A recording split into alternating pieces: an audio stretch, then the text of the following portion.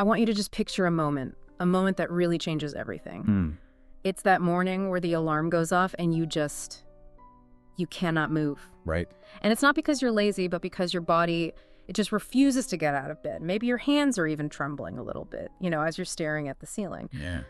This isn't just being tired. This is a soul-deep fatigue. It feels like your whole mental foundation is just shaking. That's a good way to put it. We call it burnout, but for the person who wears achievements like armor, the overachiever, it's a silent, an insidious killer. Yeah, it really is. It just slowly erodes the very mental horsepower that drove all your success in the first place. Mm-hmm.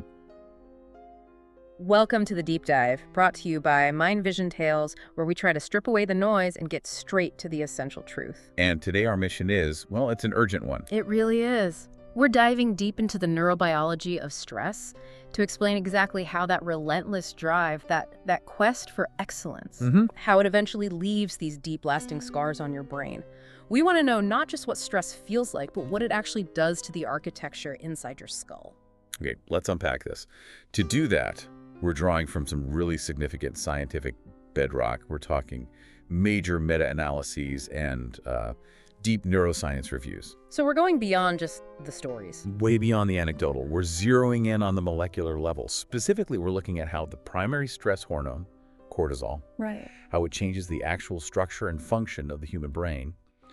And we're focusing on that really sophisticated, most recently evolved part of it, the prefrontal cortex, the PFC. Okay. Our goal here is to synthesize these sources so you can understand the how. How does stress literally weaken our highest order cognitive abilities? And this is key. Yeah. We need to understand how the effects of the stress response change so dramatically over time. Yeah. Why can you feel hyper-focused 1 minute and then just completely cognitively broken the next? Let's start with that archetype that I think we all know so well. Let's call her Sarah.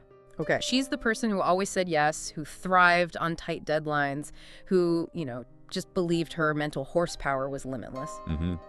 The classic high achiever. Exactly. For years, the long hours and that constant striving, it felt like fuel.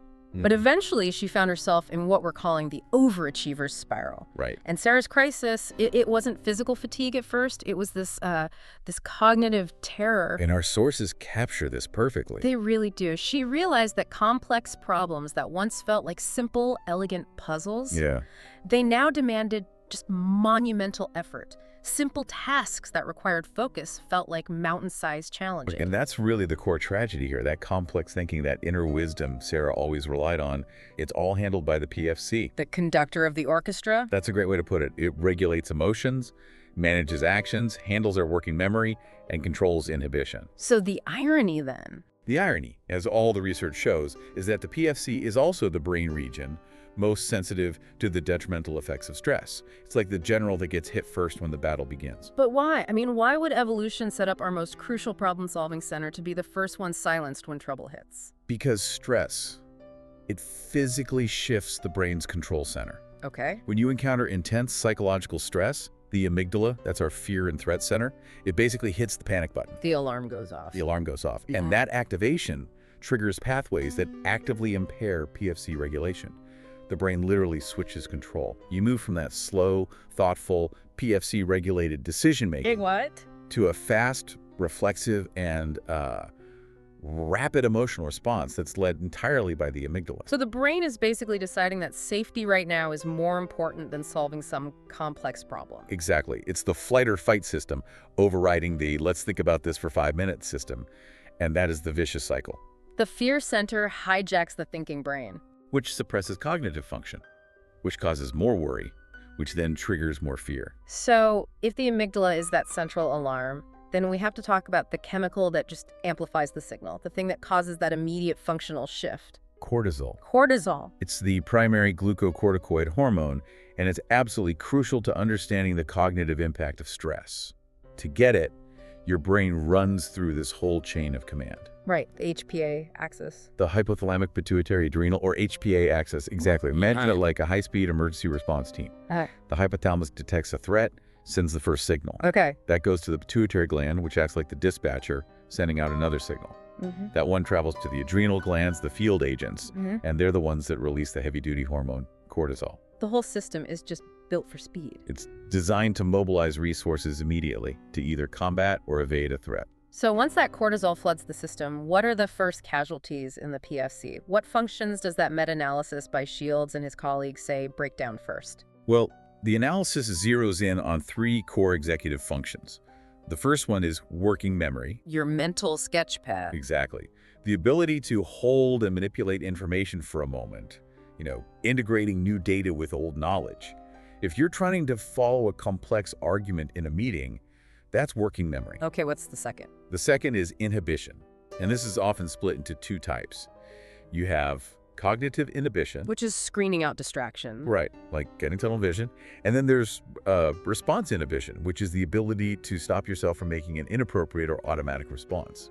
It's your brain's brake pedal. And the third? The third function they looked at was set shifting, or mental flexibility, the ability to pivot between different modes of thought. And what did they find there?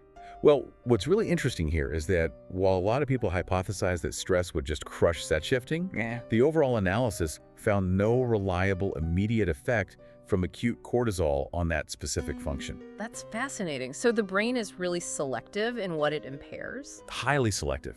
But this is where the science gets, well, truly counterintuitive, right? And where it connects back to that feeling of being sharp 1 hour and then totally useless the next.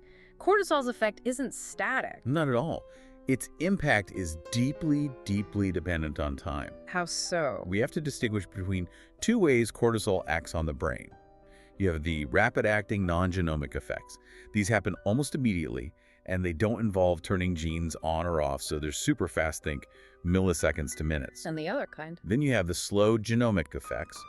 These involve modulating gene expression, which takes time, minutes to hours, to actually translate into functional changes. So these 2 different effects. Our sources show that these 2 types of effects have completely different impacts on working memory and inhibition over the time course of a stressful event. Okay, so let's put this timing under a microscope. What does the meta-analysis show about the immediate effects of a cortisol spike? Initially, those rapid non-genomic effects are dominant.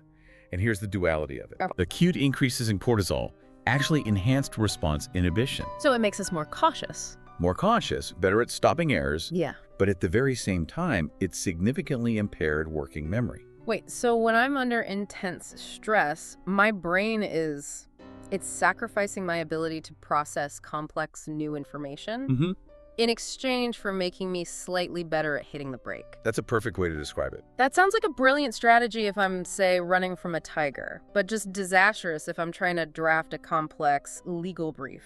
It is the ultimate simplification strategy. Your brain is basically saying, stop whatever complex multivariable calculus you are performing. You are in danger. Simplify the problem and prioritize caution now. Okay, here's where it gets really interesting because you said this isn't a permanent state. The effects reverse over time. They absolutely do. The PFC is always attempting some form of counter-regulation. The analysis showed that while cortisol significantly impaired working memory initially, after about 74 minutes post-administration, that dynamic started to flip. Past that threshold, cortisol actually began to improve working memory performance. Wow. And what about for inhibition? The same time dependence was there. Cortisol improved performance on inhibition tasks, making you more cautious for up to about 135 minutes. But once you hit the 136-minute mark, the system begins to crash, and it starts to impair your inhibition performance. The caution just fades away. So if you're Sarah, dealing with the fallout of some stressful phone call, that 74-minute mark and that 136-minute mark, they aren't just academic numbers. No, they're your professional danger zone. This directly informs the time scale where acute stress makes us most vulnerable to specific cognitive errors. Precisely. If Sarah tries to tackle a complex meeting demanding high mental capacity 5 minutes after an emergency, her working memory is operating at a deficit. Right. But if she pushes it back to, say, the 90-minute mark, her brain might have flipped into a mode of recovery and integration. Exactly. It shows that acute stress gives us this highly cautious action orientation enhanced inhibition, but we're operating with far less mental capacity impaired working memory. It's designed for rapid, simple action. Not for thoughtful, complex analysis. You should really care about that 74-minute window, because that is the gap you need to manage if you want to perform optimally. Which brings us to the next, much darker stage of this cycle, That 74-minute flip is, it's a temporary recovery. It is. But what happens when Sarah lives in that state for weeks or months or years? We have to shift from temporary impairment to the physical scars left by chronic stress. This is where we move from functional changes to architectural ones, drawing heavily on research by Arnston. So chronic stress doesn't just annoy the PFC. It begins to dismantle its physical structure. The PFC networks, which are built from these specific neurons, they start to lose the scaffolding they need for complex thought. We're talking about literal dendritic erosion. Dendritic erosion. The sources show reduced length, branching, and spine density of the dendrites. I want you, the listener, to really visualize that. Dendrites are the branches that receive input from other neurons. They're the connection points, the highways of information flow. That's a great analogy. And you're saying prolonged stress causes those highways to shrink, to weaken, and maybe even disappear. That is precisely what happens. And the PFC is uniquely sensitive to this. Dendrites in this region start changing, retracting, after only 1 week of chronic stress in models. And while the PFC is eroding, what happens to the fear center, the amygdala? It must get stronger. It does. Chronic stress actually causes dendrites in the amygdala to expand. Wow. So you have this terrible neurological trade-off. The structures designed for thoughtful control, the PFC, are shrinking and weakening. While the structures that promote fear and the stress response, the amygdala, are strengthening and expanding. That sounds like scrambled sheet music being played by a collapsing orchestra. How does this happen at the microscopic level? It's all about signaling gone rogue. The high levels of catecholamines, that's noradrenaline and dopamine released during chronic stress, they activate a dangerous set of pathways inside the cells. Okay. Specifically, PKC, protein kinase C, and CMP, cyclic AMP. And what do they do? Think of these pathways as short-circuiting the system. Normally, you want neural inputs to flow cleanly, but the activation of PKC and CAMP leads to the opening of these specialized structures called HCN channels on the dendritic spines. HCN channels, can you simplify that for us? Imagine those dendritic spines are nodes of power. When the HCN channels open, they act like leaky safety valves. They basically shunt or drain away any nearby network inputs. So the signal gets weaker. It effectively weakens the synchronized electrical activity that you need for working memory and deep focus. The connection is still there, but the signal flowing through it is just too weak to be useful. That is the biological basis for feeling a complete loss of mental clarity. The severe implications then are long-term. Impaired attentional set shifting, impaired working memory. And these contribute directly to clinical conditions we all recognize, like depression and PTSD. The erosion is real. So if the problem is rooted in the dysregulation of these finely tuned systems, where stress just overwhelms the natural molecular brakes, then understanding these precise mechanisms has to be the first line of defense against that silent storm of burnout. The good news is we have levers to pull. Absolutely. The first actionable takeaway is managing that acute window. You now know about the 74-minute flip. Right. So recognize that critical time frame when your working memory is most impaired. If you just had a highly stressful interaction or you're feeling the pressure building, just pause. Don't dive into the next complex task. Exactly. Avoid complex, novel cognitive tasks during that peak stress exposure. This doesn't mean hiding. It means managing your schedule strategically. So delay that critical email? Delay the email. Delay the difficult meeting. Or if you can't delay it, simplify the inputs dramatically. Use that first hour for routine tasks, not complex synthesis. Give your brain time to start that counter-regulatory flip. And what about managing the underlying mechanism that keeps the system on fire in the first place? The second key takeaway is that the single most critical factor in stress-induced impairment is the subject's sense of control. A sense of control. The research suggests that the PFC is vital for suppressing those primal stress responses when we perceive that we are in control. So when Sarah feels like everything is spiraling out of control, that feeling of lost control is what enables the amygdala switch to take over entirely. Even small, tangible actions to regain a sense of agency, choosing where to sit, controlling the sequence of your tasks, even just controlling your breathing. All of that can activate the PFC. And keep it in charge. It effectively acts as that molecular brake. So the illusion of control, or at least the pursuit of it, is a biological necessity for protecting the prefrontal cortex. Yes, and finally, the long-term defense.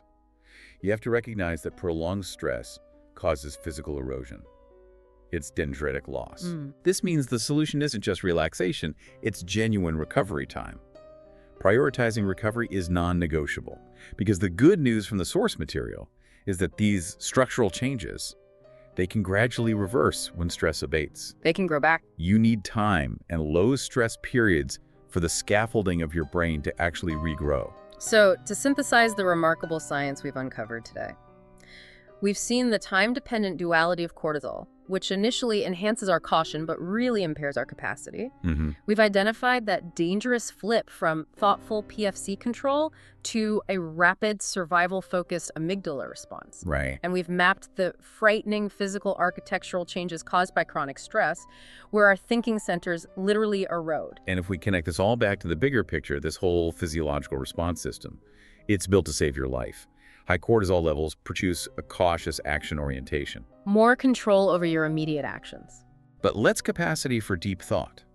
This is perfect for facing a saber-toothed tiger, but it is deeply, deeply detrimental when the challenge demands intellectual flexibility, nuanced communication, and complex, thoughtful analysis. So, considering that understanding the acute effects of stress on your cognition can dramatically improve your performance, what micro changes can you make to your daily schedule, targeting that crucial 74-minute window after a stressful event to protect your thinking brain when modern life demands the most complex and intelligent decisions? That's the knowledge you carry forward. Find more deep dives into the architecture of the mind at Mind Vision Tales.